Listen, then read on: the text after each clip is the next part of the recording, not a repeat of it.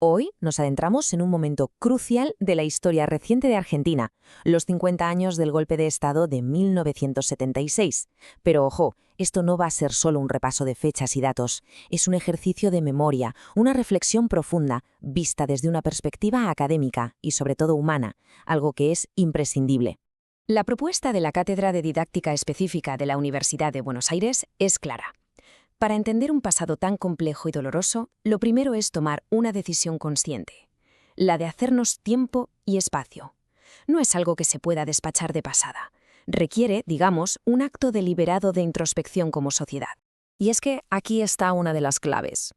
Recordar estos hechos no es únicamente un ejercicio intelectual, es, como bien se describe aquí, un imperativo del corazón. Se trata de conectar con el lado humano de la historia, con esas emociones y ese dolor que de alguna manera todavía resuenan y nos definen hoy en día. Empezamos entonces con esta primera sección que se centra en el propio acto de recordar, qué significa realmente conmemorar y sobre todo por qué es tan fundamental que lo hagamos juntos. A ver, la propia palabra ya nos da una pista enorme. Conmemorar. No es simplemente recordar en solitario.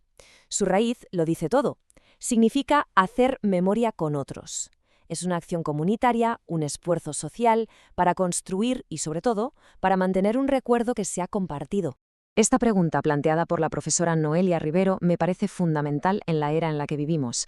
Nos desafía a pensar si, de verdad, la comunicación instantánea, los titulares de Twitter, los resúmenes de un minuto, si todo eso es suficiente para abarcar la profundidad de un trauma nacional. Y la respuesta, parece, es un no rotundo. Pasemos ahora al contexto, porque es que es crucial entender que el golpe del 76 no fue un suceso aislado, como una tormenta repentina, fue la pieza de un engranaje mucho más grande, un plan sistemático que afectó a toda la región. El golpe, como decíamos, no surgió de la nada, formaba parte de una ofensiva coordinada en toda América Latina. Y contó con un apoyo muy diverso, desde intereses financieros e ideológicos internacionales hasta la cooperación directa con otras dictaduras de la zona. Y, por supuesto, la colaboración crucial de poderosos grupos económicos y de ciertos sectores de la jerarquía eclesiástica dentro del propio país.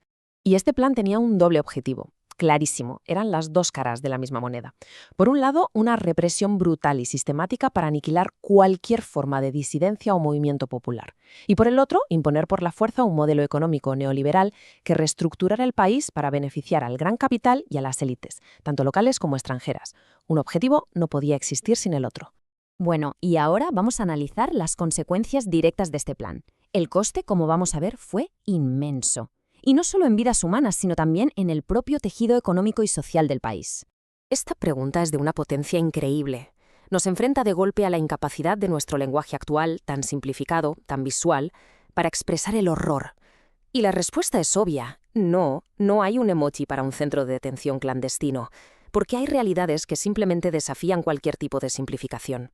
Para que ese horror no se quede en una idea abstracta, los documentos lo hacen tangible. Esto es solo un caso. El legajo 1639 del informe de la CONADEP.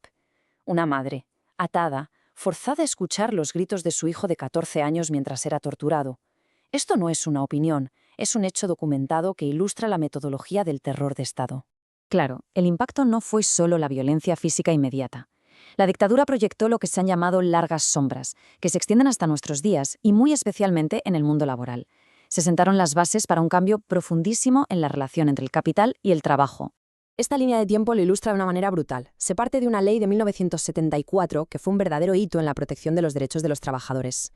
El golpe del 76 inicia un proceso continuo para desmantelar esa protección. Y este análisis proyecta un escenario futuro, en 2026, en el que se culmina ese proceso con una ley que representa un retroceso histórico, revirtiendo por completo la balanza a favor del capital. Frente a la negación y a los intentos de olvido, ¿cómo se construyó la verdad? Pues no fue por casualidad, sino gracias a un esfuerzo sistemático y valientísimo de muchas personas y de muchas disciplinas. La verdad se sostuvo sobre pilares que hoy son irrefutables. Primero, los testimonios de los supervivientes y de sus familiares. Luego, el trabajo monumental de la CONADEP, recogido en el informe Nunca Más. La ciencia fue absolutamente crucial. La genética permitió a las abuelas de Plaza de Mayo encontrar a sus nietos apropiados y la antropología forense identificar restos. E incluso las confesiones de los propios represores que rompieron el pacto de silencio confirmaron la sistematicidad de los crímenes. Y todo este proceso de búsqueda de justicia se basó, al final, en principios universales. La Declaración Universal de los Derechos Humanos, que fue violada sistemáticamente por la dictadura, se convirtió en la guía para juzgar esos crímenes y reconstruir un Estado de Derecho. Artículos que hoy nos pueden parecer básicos, pero que entonces fueron ignorados por completo. Después de revisar el pasado y el presente, este análisis nos deja con una serie de preguntas, ya más filosóficas, preguntas que siguen abiertas y que nos interpelan directamente sobre el futuro que se quiere construir. El escritor Andrés Rivera plantea esta pregunta que es profunda y también melancólica. Es una reflexión sobre la derrota de un proyecto de sociedad que se imaginaba más justo, sobre una utopía. ¿Qué falló? ¿Por qué la realidad más cruda terminó imponiéndose a ese sueño colectivo? Y lo complementa con esta otra frase, que es magistral. La historia que se narra no es la de un vacío, porque historia hay, y de sobra. Es la historia de una falta, de algo que se perdió, de lo que pudo ser y no fue. Es una historia marcada por la ausencia. Y cerramos con este ruego final de la profesora Noelia Rivero, que transforma toda esta reflexión histórica en un imperativo ético para hoy. La lección más importante, el punto crucial de todo este ejercicio de memoria, es un llamado a la empatía, que como sociedad nunca permitamos que el dolor de los demás nos resulte indiferente.